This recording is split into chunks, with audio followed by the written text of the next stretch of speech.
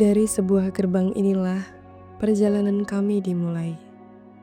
Gerbang kampus yang bukan sekedar bangunan, tapi tempat di mana mimpi, ilmu, dan cita-cita bertemu. Di bawah nama besar UIN Kyai Haji Abdurrahman Wahid Pekalongan yang mengajarkan bahwa pengabdian adalah bagian dari ilmu itu sendiri. Dari kampus inilah kami berangkat membawa ilmu, harapan, dan tekad untuk mengabdi di tengah masyarakat.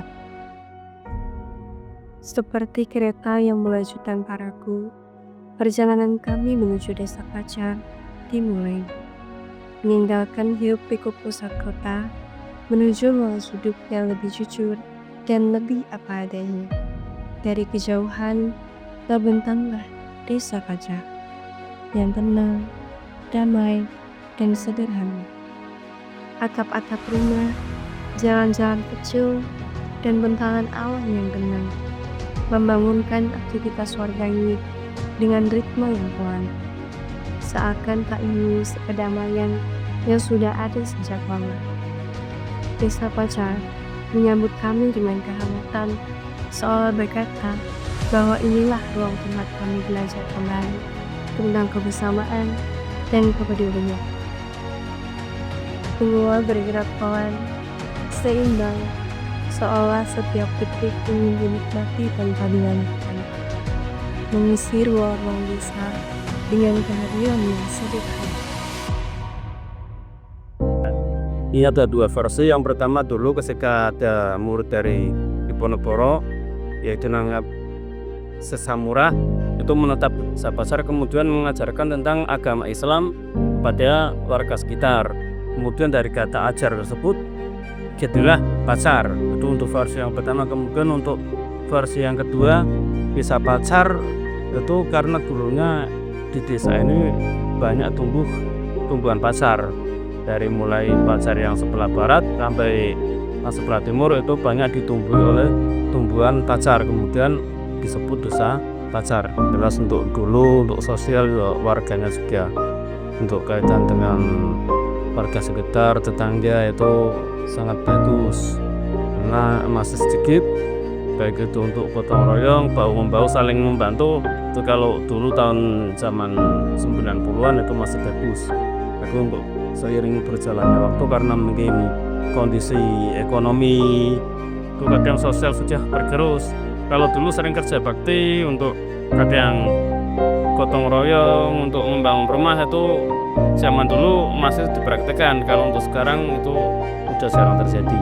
Kemudian untuk geografi sendiri, ini di Desa Pacar dulu asring, sebelum tahun 2010-an, sebelum Murad masuk, itu desa masih asri.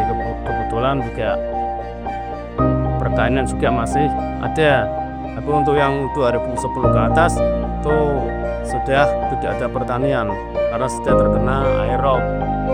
Dan untuk ekonomi sendiri dulu juga masih banyak warga yang butuh bertani. Kalau sekarang sudah tidak ada.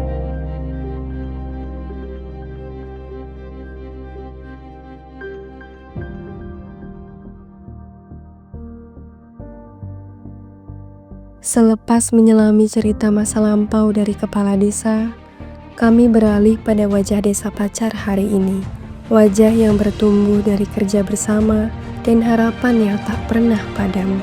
Beliau menyambut kami dengan senyum yang hangat.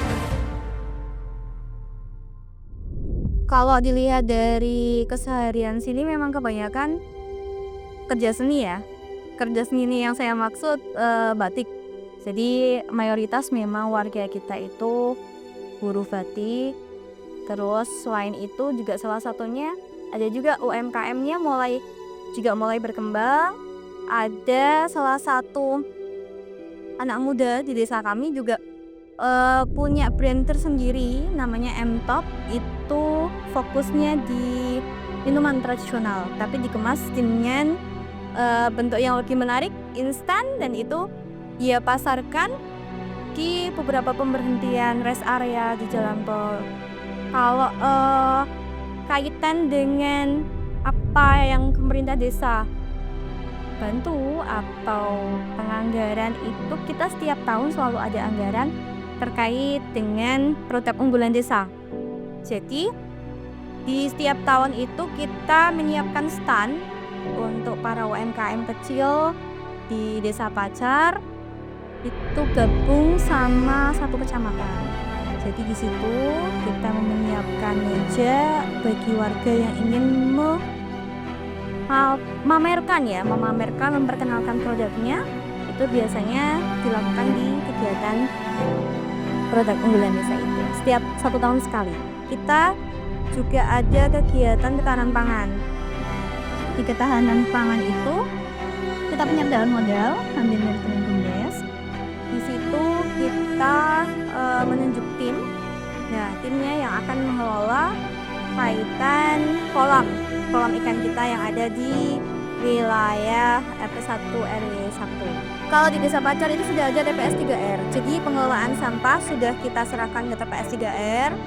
Terus kaitan dengan air, pengelolaan air bersih juga kita punya 2 kepengurusan tim PAM. Nah, alhamdulillah hampir semua mayoritas masyarakat kita menggunakan air PAM.